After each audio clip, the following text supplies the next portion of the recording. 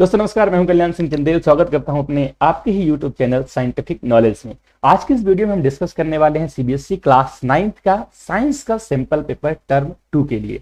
आपको पता है कि सीबीएसई का जो टर्म सेकंड के एग्जामिनेशन बहुत जल्दी होने वाले हैं फाइनल्स के, यानी कि 10th और 12th बोर्ड के। उसी तरह से 9th और 11th के एग्जामिनेशन भी टर्म 2 के बहुत जल्द होने वाले हैं।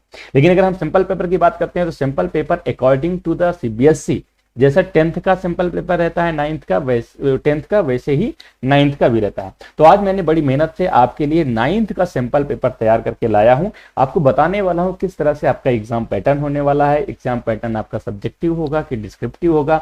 अगर डिस्क्रिप्टिव होगा तो कैसे कैसे उसकी मार्किंग स्कीम होने वाली है, कैसे किस प्रकार के आपके क्वेश्चन होने वाले हैं, और उन क्वेश्चन का सही सोल्यूशन अगर आपको आंसर देना है तो कैसे देना है, उस बात पे हम डिस्कस करने वाले हैं। तो बने रहिए मेरे साथ, देखते हैं आज का वीडियो और सीखते हैं कुछ। तो दोस्तों इस समय आप स्क्रीन पे आपके सामने सिंपल पेपर जो कि आपके सामने दिया हुआ है। सिंपल पेपर सबसे पहले हम समझ लेते हैं कि इस समय जो हम सिंपल पेपर की बात कर रहे हैं वो सिंपल पेपर है आपका साइंस का, सब्जेक्ट साइंस का। और अगर हम सब्जेक्ट के साइंस के कोड की बात करते हैं वो होता है आपका 086। क्लियर है? चलिए आगे हम बात करते हैं टर्म सेकंड एग्जामिनेशन जो होने वाला है 9th क्लास का। उसके लिए जो टाइम डिसाइड किया गया है वो है आपका पूरे 2 घंटे, 2 आवर्स। और अगर हम बात करते हैं उसके मैक्सिमम मार्क्स की, तो मैक्सिमम मार्क्स आपके जो डिसाइड किए गए हैं वो हैं 40 मार्क्स। आपको पता है कि जब आपने टर्म फर्स्ट का एग्जाम दिया था जो कि आपका पूरी तरह से ऑब्जेक्टिव हुआ था, उसमें आपके 40 मार्क्स थे। और 40 मार्क्स आपके यहाँ से होने वाले हैं, 20 मार्क्स आपके इंटरनल असेसमेंट के हैं। टोटल आपका 100 मार्क्स की मार्किंग होने वाली है साइंस की। ठीक है, तो यहां पर अगर ध्यान से देखते हैं तो हम बात करते हैं जनरल इंस्ट्रक्शंस की। तो जनरल इंस्ट्रक्शन बहुत सिंपल है, वैसे ही जैसे आपने पहले देखा था। तो ध्यान से देखेंगे सबसे पहले लिखा हुआ है ऑल क्वेश्चंस कंपलसरी, यानी जितने भी क्वेश्चंस यहां पर दिए हुए हैं सभी क्वेश्चंस क्या हैं? कंपलसरी। ठीक है, यानी आपको सारे क्वेश्चंस के आंसर प्रॉपरली देने हैं। चलिए बहुत अच्छी बात है, आगे देख लेते हैं। चलिए यहां पर देख लेते हैं the question paper has 3 sections and 15 questions, यानी पूरे क्वेश्चन पेपर में टोटल 15 क्वेश्चंस होने वाले हैं। और उसमें 3 सेक्शन है। फर्स्ट आपका सेक्शन ए है, सेक्शन बी है और सेक्शन सी है। अगर हम सेक्शन ए की बात करते हैं तो सेक्शन ए है 7 क्वेश्चन, यानी सेक्शन ए में 7 क्वेश्चन है जो कि आपके 2 मार्क्स के हैं। सेक्शन बी में आपके 6 क्वेश्चन है जो कि आपके 3 मार्क्स के हैं। और सेक्शन सी में आपके 2 केस बेस्ड क्वेश्चन दिए जाएंगे जिनकी मार्किंग 4 मार्क्स ईच है। यानी अगर इस तरह से बात करते हैं तो सेक्शन ए में आपके 7 क्वेश्चन 2 मार्क्स के, यानी टोटल 15 मार्क्स का सेक्शन ए रहेगा। सेक्शन बी की अगर हम बात करें तो सेक्शन बी में 6 क्वेश्चन 3 मार्क्स के हैं, यानी टोटल आपकी 18 मार्क्स की मार्किंग रहेगी। और अगर सेक्शन सी की बात करते हैं तो वहां पर 2 क्वेश्चन है जिनकी मार्किंग 4 मार्क्स की है, यानी टोटल आपके 8 मार्क्स होंगे। तो इस तरह से आपका जो क्वेश्चन पेपर है वो 40 मार्क्स का बनने वाला है। और यहाँ पर सबसे अच्छी बात यह है कि यहाँ पर कुछ इंटरनल चॉइस भी दी हुई है। The internal choice have been provided in some questions a student has to attempt only one of the alternative in such questions. तो कुछ क्वेश्चंस दिए हुए हैं जहां पर अल्टरनेटिव क्वेश्चंस दिए गए हैं। मैं आपको बता देता हूं, जैसे आप यहाँ पर क्वेश्चन देख रहे हैं क्वेश्चन नंबर 1, तो क्वेश्चन नंबर 1 जो आपका दिया गया है सेक्शन ए में है जिसकी आपकी मार्किंग है 2 मार्क्स की है। यहाँ पर आपके पास क्वेश्चन दिया हुआ है write down the formula of. तो यहाँ पर जो फॉर्मूला दिया हुआ है 4 चीजों का फॉर्मूला पूछ रहा है, सोडियम हाइड्रोक्साइड का, एल्युमिनियम क्लोराइड का, सोडियम सल्फाइड का और मैग्नीशियम हाइड्रोक्साइड। अब यहाँ पर 2 मार्क्स की मार्किंग है। इसका मतलब यह है कि प्रत्येक क्वेश्चन सॉल्व करने के आपको हाफ मार्क मिलने वाले हैं। तो इस तरह से इसका मार्किंग स्कीम बनता है। इसी तरह अगर हम बात करते हैं नेक्स्ट क्वेश्चन की, क्वेश्चन नंबर 2 की बात करते हैं तो क्वेश्चन नंबर 2 आपका 2 मार्क्स का दिया हुआ है। क्वेश्चन नंबर जो 2 है वहां पर अल्टरनेटिव क्वेश्चन दिया हुआ है, या तो आप ये क्वेश्चन सॉल्व करिए या ये, दोनों की मार्किंग 2 मार्क्स की है। अगर इसकी बात करते हैं दोनों की मार्किंग 1 मार्क की है। ठीक है, तो इस तरह से जितने भी क्वेश्चंस मैंने बताया थे कि आपके सेक्शन ए में आपके 7 क्वेश्चन है, 7 क्वेश्चन में से 2 क्वेश्चंस हैं जो कि अल्टरनेटिव हैं। तो ये आपके लिए प्रॉफिट होने वाला है। और ऐसा सेम पैटर्न आपका क्लास 10th का भी रहने वाला है।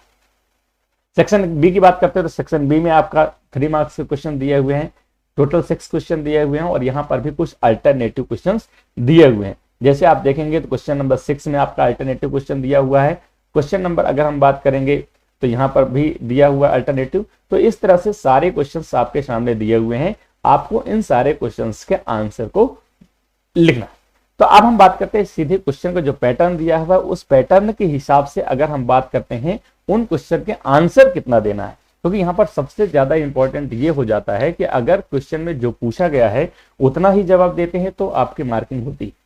अब आपसे कुछ पूछा कुछ और जाता है, आंसर कुछ और देते हैं, तो कहीं ना कहीं थोड़ी सी प्रॉब्लम हो सकती है।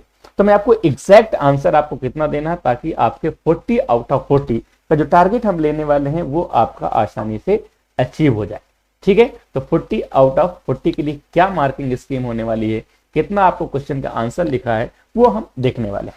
ठीक है, चलिए तो यहां पर सबसे पहले हम बात करते हैं write down the formula of sodium oxide. तो फॉर्मूला किसी भी चीज का अगर हमें आइडेंटिफाई करना है या फॉर्मूला लिखना है तो मैंने बताया था sodium oxide.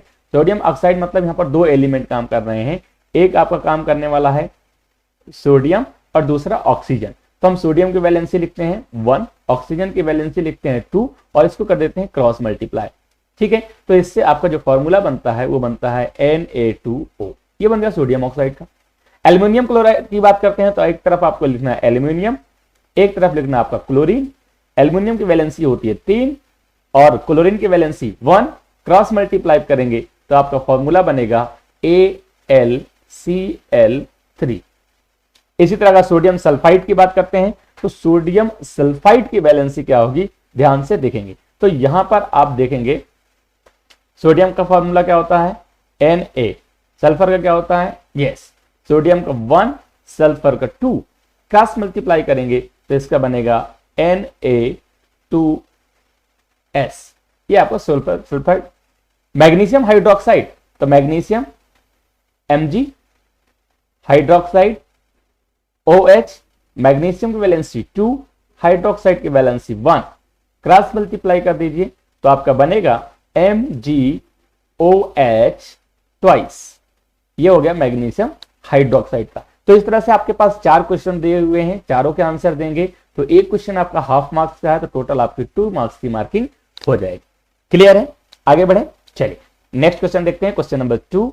Question number 2 is saying that which has more number of atoms, 100 gram of sodium या 100 ग्राम ऑफ आयरन। अब यहां पर सोडियम का एटॉमिक मास दिया हुआ है 23 यूनिट और आयरन का एटॉमिक मास दिया है 56 यूनिट। अब यहां पर समझने वाली बात यह है कि अगर हम बात करते हैं मोल कंसेप्ट की तो मोल कंसेप्ट क्या कहता है कि किसी भी परमाणु का या किसी भी एटम का जो एटॉमिक मास है जैसे 23, अगर इतने ही ग्राम लेंगे तो उसमें नंबर ऑफ पार्टिकल्स कितने होंगे 1 मोल। ठीक है, अगर हम इसी का 4 टाइम ले लेते हैं, 4 टाइम मतलब 92 ग्राम, तो 92 ग्राम में अगर हम देखेंगे तो 4 टाइम लेंगे तो कितने हो जाएंगे 4 मोल हो जाएंगे। Very nice. अगर इसी में हम बात करते हैं आयरन की तो आयरन के यदि हम 56 ग्राम लेंगे तो नंबर ऑफ पार्टिकल्स कितने होंगे 1 मोल। तो अगर हम इसका डबल लेंगे, डबल जस्ट करेंगे तो 56 का डबल कितना हो जाता है 12 ग्राम, अगर लेंगे तो कितने हो जाएंगे 2 मोल। अब यहां पर हम अगर दोनों की तुलना करते हैं, कंपैरिजन करते हैं तो आप ध्यान में आएगा कि 100 ग्राम लेंगे सोडियम तो ज्यादा पार्टिकल्स होंगे या 100 ग्राम आयरन लेंगे तो 112 ग्राम आयरन लेने पर 2 मोल ही पार्टिकल बन रहे हैं, जबकि 92 ग्राम लेने पर 4 मोल बन रहे हैं। इसका मतलब यह है कि सोडियम के पार्टिकल्स ज्यादा होंगे 100 ग्राम में। क्लियर है, तो ये कंसेप्चुअल क्वेश्चन है, आपको बहुत आसानी से समझ में आ जाएगा। क्लियर है, आगे बढ़े। चलिए आप बिल्कुल भी टेंशन मत लीजिए, टेंशन लेने की जरूरत नहीं है, बस आप वीडियो को ध्यान से देखिए, आपको सारे क्वेश्चन के आंसर आसानी से मिल जाए। चलिए क्वेश्चन कहता है कन्वर्ट इनटू मोल, आपको मोल में कन्वर्ट करना है जबकि ग्राम में दिया हुआ है। तो आपके पास एक फॉर्मूला है mole equal to mass upon molar मास।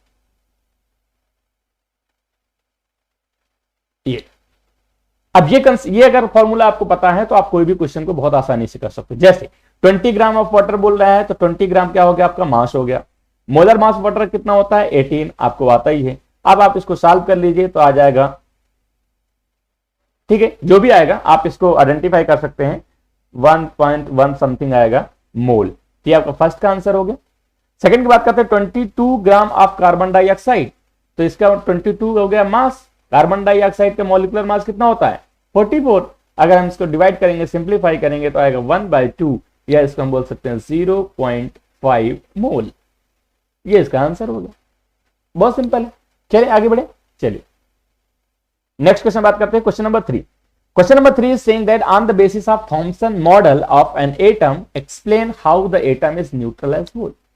आपको बताना है कि एटम न्यूट्रल होता है, जैसे कि आपको पता है कि थॉमसन ने बोला था कि एटम न्यूट्रल होता है। तो जब एटम न्यूट्रल होता है तो इसका मतलब उसमें कोई चार्ज नहीं होता। लेकिन आपको पता है कि atom contains electrons, protons and neutrons. तो जब प्रोटॉन और इलेक्ट्रॉन न्यूट्रॉन्स वहां पर है तो इसका मतलब चार्ज होते हैं, फिर एटम न्यूट्रल कैसे हो सकता है? तो थॉमसन का एटॉमिक मॉडल कहता है कि number of electron is equal to number of protons, यानी जितना पॉजिटिव चार्ज होगा उतना निगेटिव चार्ज होगा। और आपको पता है कि पॉजिटिव और निगेटिव एक दूसरे को अट्रैक्ट करते हैं और इसको क्या कर देते हैं? न्यूट्रल करते हैं। That's why your atom will be neutral. Clear है? थॉमसन एटॉमिक मॉडल कहता है कि number of electron is equal to number of protons, यानी जितना पॉजिटिव चार्ज होगा उतना निगेटिव चार्ज होगा। तो जब पॉजिटिव और निगेटिव चार्ज बराबर हो जाता है तो उसको हम क्या बोलते हैं? Neutral. That's why atom is always neutral. Clear है? चलिए आगे बढ़ते हैं। Next question, question number 4। Question number 4 कहता है कि why does an object float और sink when placed on the surface of water. किसी भी सब्सटेंस को हम वाटर में डालते हैं, पानी में डालते हैं, तो वो डूब जाता है या तो तैरता रहता है। What is the reason? कारण क्या है? तो सिंपल सा इसका कारण है डेंसिटी। क्या है इसका कारण? Density. And D equal to M upon V, ये डेंसिटी का फॉर्मूला होता है। अब अगर कोई भी चीज पानी में डूब जाती है, इसका मतलब यह है कि उसकी डेंसिटी वाटर की डेंसिटी से ज्यादा है। और अगर कोई भी चीज पानी में फ्लोट करती है, उतराती है, तो इसका मतलब यह है कि उसकी डेंसिटी वाटर की डेंसिटी से कम है। तो जिसकी डेंसिटी वाटर से ज्यादा होगी वो सिंक हो जाएगा, यानी डूब जाएगा, और जिसका डेंसिटी वाटर से कम है वो वाटर में फ्लोट करेगा। क्लियर है? तो the main reason will be density. Clear है? आगे बढ़े। चलिए नेक्स्ट क्वेश्चन की बात करते हैं, क्वेश्चन नंबर 4 की। तो क्वेश्चन नंबर 4 का अल्टरनेटिव क्वेश्चन दिया हुआ है, you find the mass to be 42 kilogram on weighing machine, is your mass more or less then 42 kg। कहता है कि आपने अपना मास जो है वेइंग मशीन में अभी तोला, कितना आया? 42 किलोग्राम। तो क्या ये कम या ज्यादा हो सकता है क्या 42 किलोग्राम से? तो no, never, because there are two term, first is mass, second is weight. ये दोनों टर्म ध्यान से समझना। वेट जो होता है वो ग्रेविटेशनल फोर्स जी पर डिपेंड करता है, यानी जी का वैल्यू अगर कम ज्यादा होगा तो वेट भी कम ज्यादा होगा। बट अगर हम मास की बात करते हैं तो मास जी पर डिपेंड नहीं करता है, वो चाहे कहीं पर भी हो, वो 42 kg ही रहेगा। लेकिन अगर हम वेट की बात करेंगे तो वेट आपको पता है कि जी का मान ऊपर जाने पर कम होता है, नीचे जाने पर बढ़ता है, या फिर मून पर जाएंगे तो कम हो जाता है, फिर किसी स्टार पे जाएंगे तो बढ़ जाता है। तो जी का मान अलग अलग होता है, तो वेट भी अलग अलग हो जाएगा।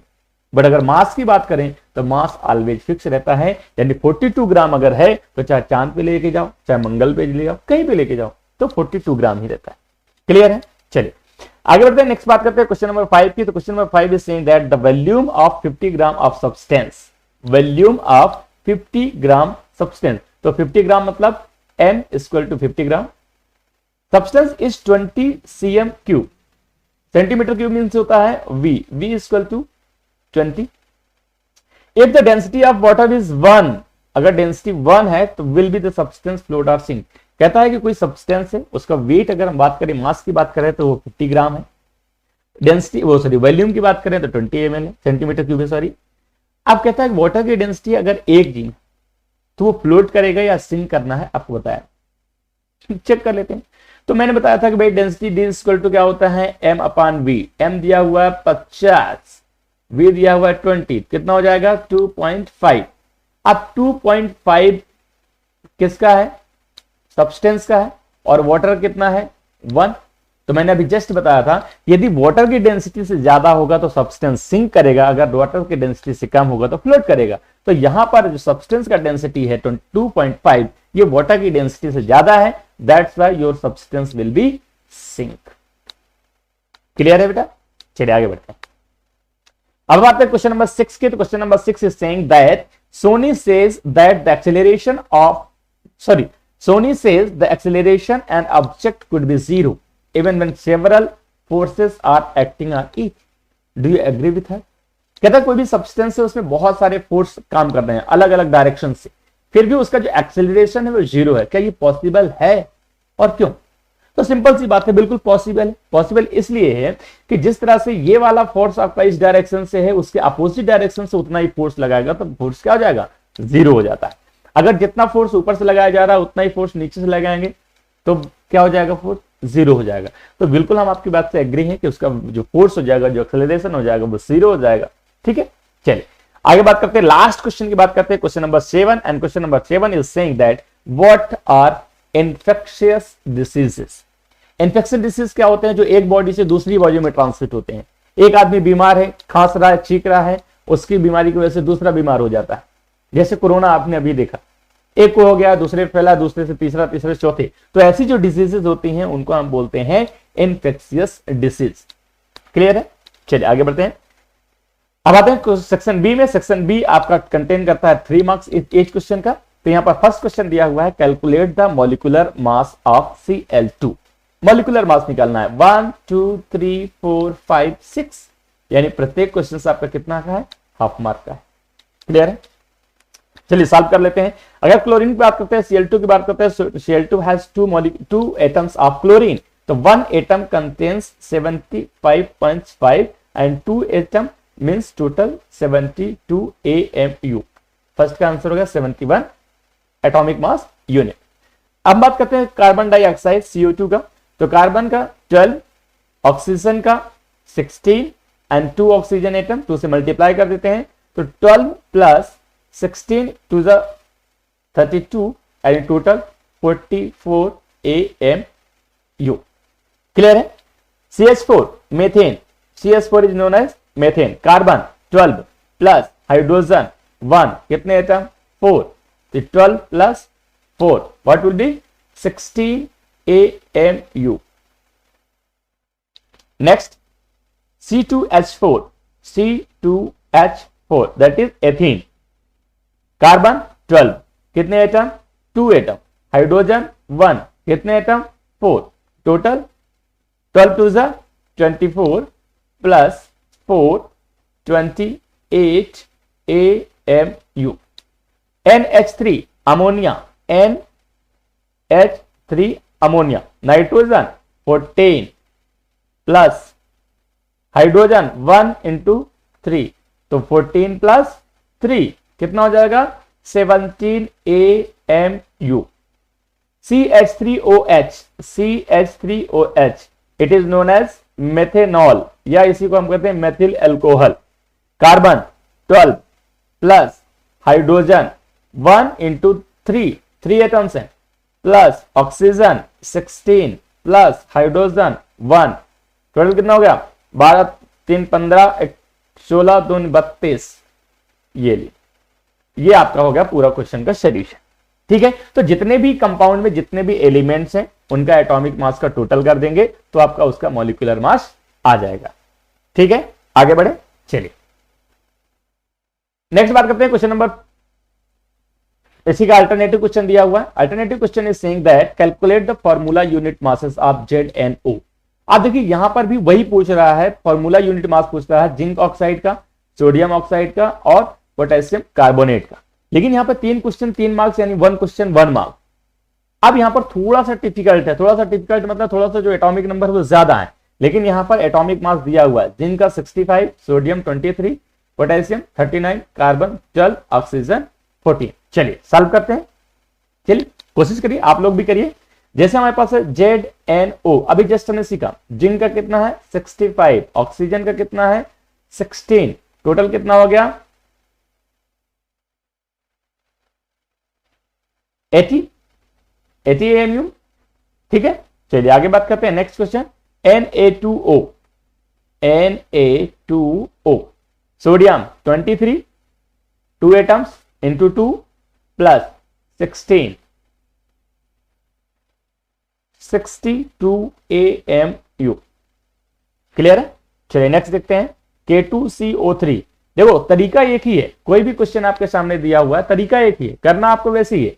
जैसे पोटेशियम का कितना दिया हुआ है 39, 2 से मल्टीप्लाई कर दो, प्लस कार्बन 12 प्लस ऑक्सीजन 16, कितने एटम है 3 एटम।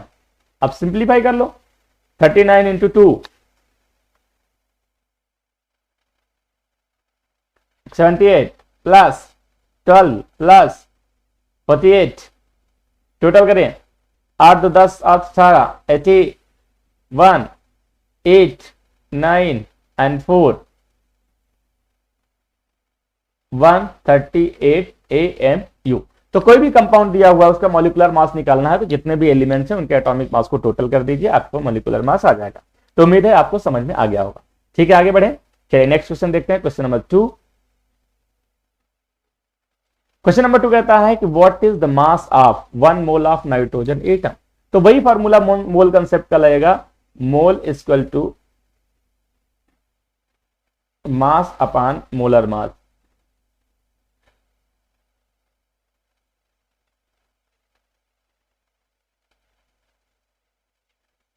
क्वेश्चन कह रहा है कि नाइट्रोजन एटम का मोल दिया हुआ है, मोल दिया हुआ है, क्या निकालना है आपको, मास निकालना है। तो मास इक्वल टू क्या हो जाएगा, देखो फॉर्मूला को मैं थोड़ा सा चेंज कर रहा हूं, mass equal to mole into molar mass, यही होगा।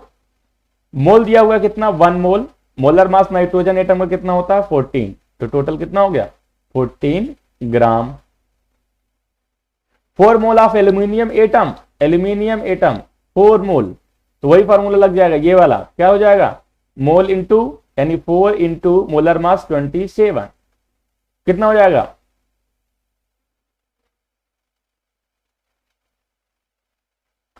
108 ग्राम। ये लीजिए, कितना सिंपल, दोनों क्वेश्चन का आंसर आपके पास आ गए। अब यहां पर ये देखिए 3 क्वेश्चन यहां पर दिए हुए हैं, ए बी सी, और 3 मार्क्स का है तो 1 मार्क ईच। ठीक है, चलिए आगे देखते हैं। 6 number, 10 moles of sodium sulphide, 10 mole of sodium sulphide. ध्यान रखना वहां पर जो आपने फॉर्मूला लिखा था वो सोडियम सल्फाइड का लिखा था, आप कंफ्यूज मत होना कि पता लगे आप कंफ्यूज हो जाओ। वहां पर जो फॉर्मूला लिखा था वो हमने ये लिखा था, ये सोडियम सल्फाइड है और ये सोडियम सल्फाइड है। Sodium sulphide 10 mole, mole into molar mass, sodium sulphide का मोलर मास निकाल लीजिए 23, सोडियम का 2 एटम है, 2 से मल्टीप्लाई करो, सल्फर 32, ऑक्सीजन 16 इंटू 3, टोटल कर लीजिए 46 प्लस 32 प्लस 48,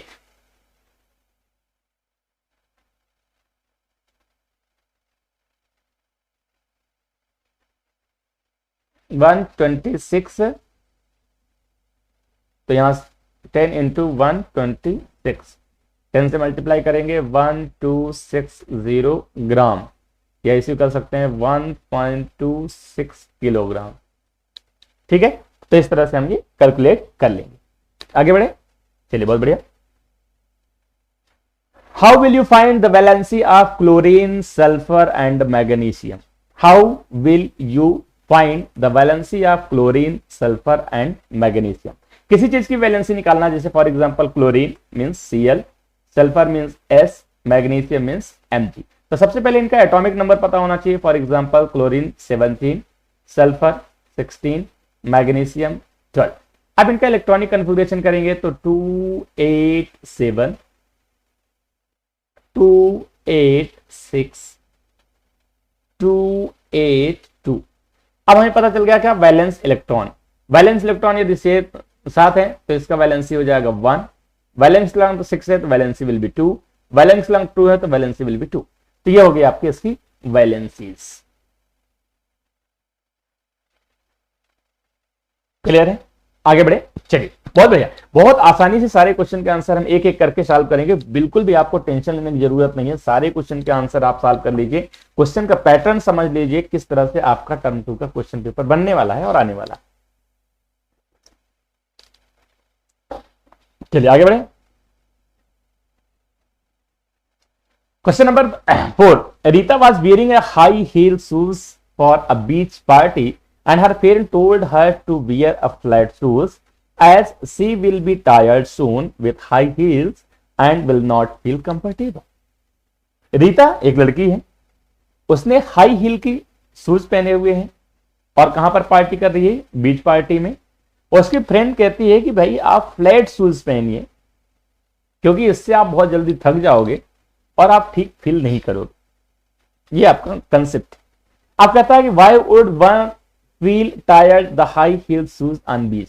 अब कहता है कि जो हाई हील पहनी हुई है उससे टायर्ड, थक क्यों जाती जल्दी। तो आपको बता दें कि यदि आपकी हील, आपको पता है कि जो सैंड होती है वो धंसती, अगर सरफेस एरिया कम रहेगा तो फोर्स ज्यादा अप्लाई होगा, जिसकी वजह से जो चप्पलें हैं वो क्या हो जाएंगी, नीचे जमीन में ज्यादा धंस जाएंगी, वो ऊपर निकालने में ज्यादा मेहनत लगेगी, जिसकी वजह से वो धीरे धीरे टायर्ड हो जाता। वहीं पर अगर फ्लैट बॉटम होता, सरफेस एरिया बढ़ जाता, फोर्स कम लगना, तो जो रेत होती है उसमें नीचे धंसेगा नहीं, तो आप प्रॉपर चल सकते हो। इसलिए कहते हैं कि ऊंट को रेगिस्तान का जहाज कहते हैं। क्यों? क्योंकि उनके जो पैर होते हैं उसमें पैड लगे होते हैं नीचे, जिसकी वजह से उनके पैर जमीन में नीचे धंसते नहीं है और वो आसानी से चल सकते हैं। ठीक है, आगे देखते हैं next question. Give the unit of pressure. Pressure का यूनिट क्या होता है? पास्कल। बहुत simple, pascal. What value of Rita's friend is seen in the above act. कौन सा गुण पता चलता है रीता का? तो सीधी से हेल्पिंग नेचर आपको ध्यान में आ रहा होगा। हेल्पिंग नेचर, भैया अपने दोस्त को बोलते भैया फ्लैट बॉटम पहना करो, हील पहनोगे तो थक जाओगे, तकलीफ होगी। ये हेल्पिंग नेचर आपको बताता है। ठीक है, तो ये आपका फाइनली आंसर हो गया। चलिए अब हम बात करते हैं क्वेश्चन नंबर 5 के। तो question number 5 is saying find the energy in kilowatt consumed in 10 hours by 4 devices of power 500 watt. अगर हम बात करेंगे power is equal to 500 watt, या इसी कह सकते हैं 0.5 किलो वॉट। ठीक है, आप इसको 10 आवर्स दिया हुआ है, तो 10 आवर्स जब हम इसको कैलकुलेट करेंगे तो ये हो जाएगा 10 into 0.5, it's means that will be 5। ठीक है, अब बात कर रहा है कितने, 4 डिवाइसेस, यानी 4 डिवाइस लगे हुए हैं उसी वैल्यू के, तो आप 4 से मल्टीप्लाई कर दीजिए तो टोटल आपका आ जाएगा 20। ठीक है, तो ये आपका kilowatt hours 20 unit. Clear है? चलिए आगे बढ़ते हैं। Question number 6 is saying that define vaccine the name two vaccines. आपको वैक्सीन बताना क्या होती है। तो वैक्सीन अगर बात करें तो आज की डेट में सबसे ज्यादा फेमस कोई चीज अगर है तो वो वैक्सीन ही है, चाहे वो कोविशील्ड हो, चाहे कोवैक्सीन हो, चाहे फाइजर हो, या बहुत सारी वैक्सीन है। लेकिन फिलहाल डिफाइन वैक्सीन होता क्या है। तो वैक्सीन क्या होता है, किसी भी बीमारी को होने से पहले उसके प्रिकॉशंस के लिए जो मेडिसिन ली जाती है, जो इंजेक्शन लिया जाता है, जो हमारी बॉडी की इम्यूनिटी को बूस्ट करता है, बढ़ा देता है, जिसकी वजह से वो जो बीमारी आने वाली होती है वो नहीं आती।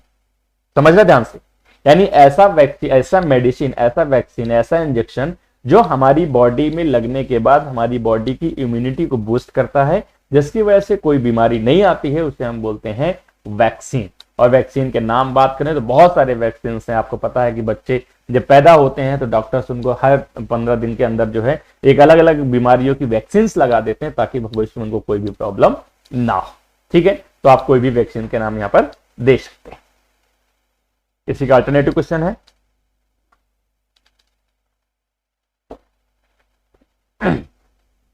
चलिए इसका अल्टरनेटिव क्वेश्चन देख लेते हैं। How many times did you fall ill in the last 1 year. Conceptual, आपको अपनी बुद्धि का इस्तेमाल करना है और अपने मन से इसका आंसर देना है। हालांकि ये क्वेश्चन का आंसर मैं नहीं देने वाला, इसका मतलब क्या होता है वो बता देता हूं।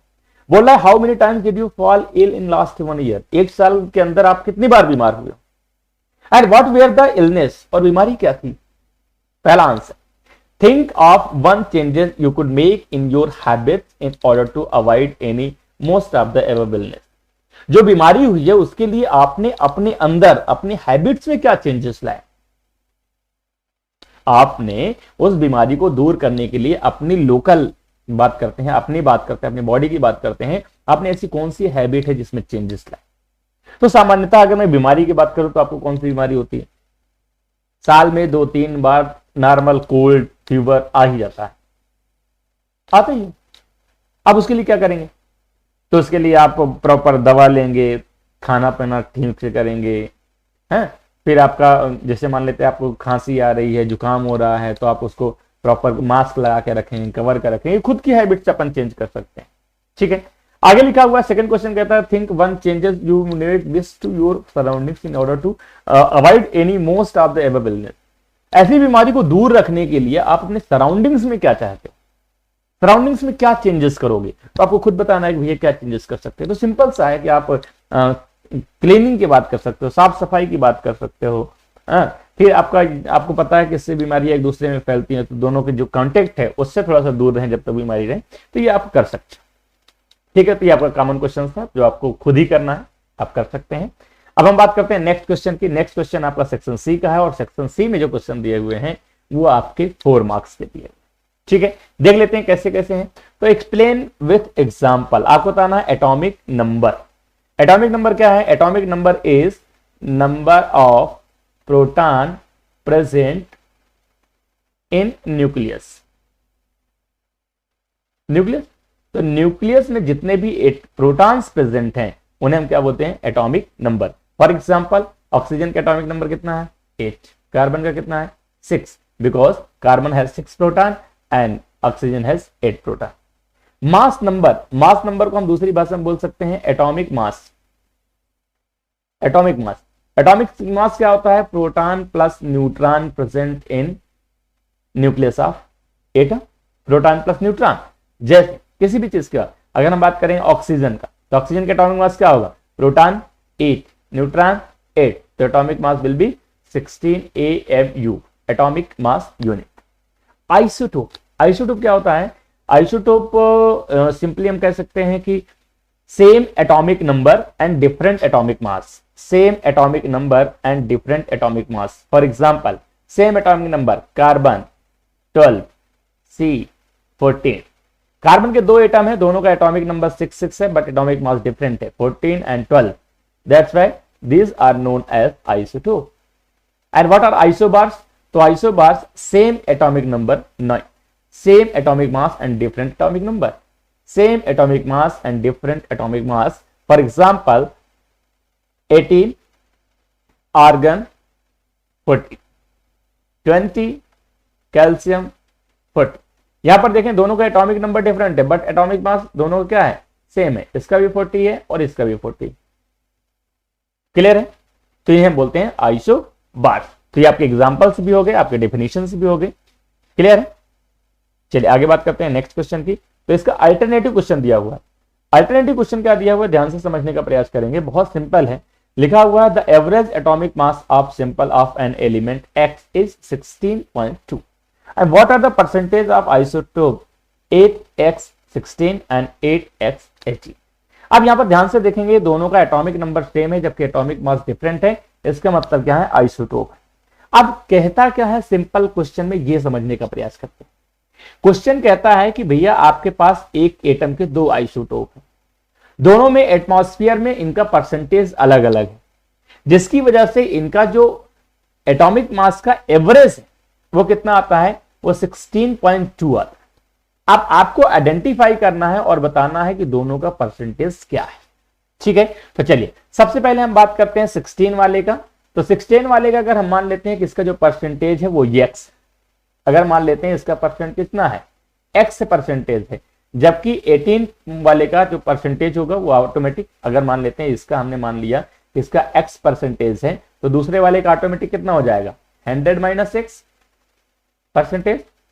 क्लियर है? अब इसका सोल्यूशन अगर निकालना है तो सिंपल सा मैं सोल्यूशन बता देता हूं कि आप ले लीजिए कौन सा?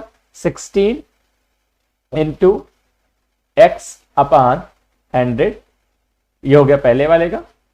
सेकेंड वाले का अगर हम बात करें तो ये हो जाएगा 18 इंटू 100 - x अपॉन 100, ये टोटल 16 + 2। अगर इन दोनों को सॉल्व करेंगे तो आपकी x की वैल्यू आएगी 90%, और अगर x की वैल्यू 90% है तो इसका मतलब पहला वाला 90% है, दूसरा कितना हो जाएगा? 10%। तो ये एटमॉस्फेयर में दोनों का परसेंटेज हो। क्लियर है? तो बहुत आसानी से आप सॉल्व कर सकते हो। मैं बहुत डीपली नहीं गया इसको, पर आप सॉल्व करोगे तो आपको आ जाएगा। मैंने कंसेप्ट आपको समझा दिया। क्लियर है? चलिए आगे चलते हैं। नेक्स्ट एंड लास्ट क्वेश्चन की बात करते हैं जो कि आपका सेक्शन सी में है और इसकी भी मार्किंग कितनी? 4 मार्क्स की है और यहां पर भी अल्टरनेटिव क्वेश्चन दिया गया है। ठीक है, चलिए देखते हैं लास्ट में। तो what precautions can you take in your schools to reduce the incidence of infectious diseases? ये क्वेश्चन आपको खुद लिखना है, आपको खुद डिसाइड करना है, आपको खुद सोचना है कि आप अपने स्कूल में ऐसे कौन कौन से प्रिकॉशंस रखेंगे जिसकी वजह से जो इन्फेक्शियस डिसीजेज हैं वो नहीं फैलें। क्या क्या कर सकते हैं? तो आप कह सकते हैं आप साफ सफाई कर सकते हैं, खाने से पहले आप अपने हाथ धुल सकते हैं, छींक आने से पहले आप मुंह में कपड़ा रख सकते हैं, ठीक है। तो इस तरह के प्रिकॉशंस आप लिख सकते हैं और समझ सकते हैं। तो मुझे लगता है ये क्वेश्चन बहुत बताने की जरूरत नहीं है, आप खुद इसको डिसाइड कर सकते हैं। अगला कहता है what is AIDS and how does a person get affected with HIV? AIDS क्या है? तो सबसे पहले तो हमें पता होना चाहिए कि एड्स का फुल फॉर्म क्या है। Acquired immuno deficiency syndrome.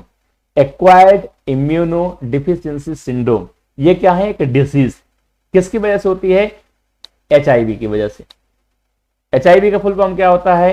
Human acquired immuno virus, ठीक है।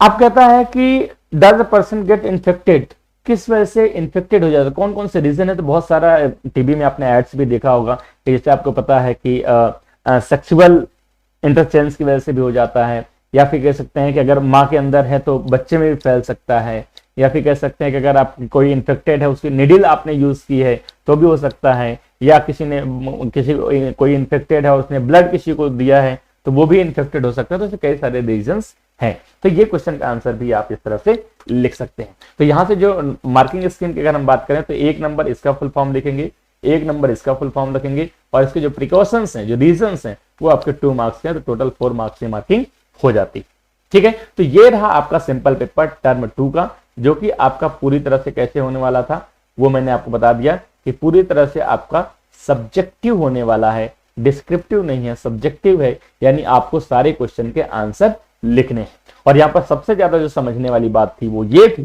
कि आपकी मार्किंग स्कीम क्या, मार्किंग स्कीम वही कहती है कि भैया जितना पूछा गया है उतना पूरा क्वेश्चन का आंसर लिखिए, और जितने पार्ट में क्वेश्चन पूछा गया है उतने पार्ट में क्वेश्चन का आंसर दीजिए, ताकि आप सही से आपकी जो मार्किंग है, जो मैं आपको टारगेट देता हूं हमेशा 40 आउट ऑफ 40, आप आसानी से अचीव कर सकते हैं। क्लियर है? तो ये बिल्कुल अपने दिमाग से निकाल दीजिए कि बहुत ही डिफिकल्ट होने वाला है, क्योंकि हमें लगा था, आपको भी लगा था कि सब्जेक्टिव एग्जाम दिया, सब्जेक्टिव एग्जाम कैसे देंगे, कैसे लिखेंगे, कितना लिखेंगे, कैसे क्वेश्चन पूछे जाएंगे। तो ये रहा आपका पूरा एग्जाम का pattern, question wise, section wise, और उनका सोल्यूशन कैसे करना है, जो अभी तक हमने एक एक करके सारे क्वेश्चन के सोल्यूशन सीखे। ये जो पीडीएफ फाइल है इसका डिस्क्रिप्शन में लिंक डाल देता हूं, वहां से जाके आप इसको डाउनलोड कर सकते हैं और इसका रिवीजन भी कर सकते हैं। अगर कोई भी डाउट है तो आप मुझे कमेंट सेक्शन में लिख सकते हैं। अगर आपको वीडियो पसंद आता है, आपको समझ में आता है, आपको यूजफुल लगता है, तो आप लाइक कर सकते हो, अपने दोस्तों में शेयर कर सकते हैं, ठीक है। तो thanks for watching the video, bye bye, take care, मिलते हैं नेक्स्ट वीडियो में। Thank you so much, bye bye, जय हिंद।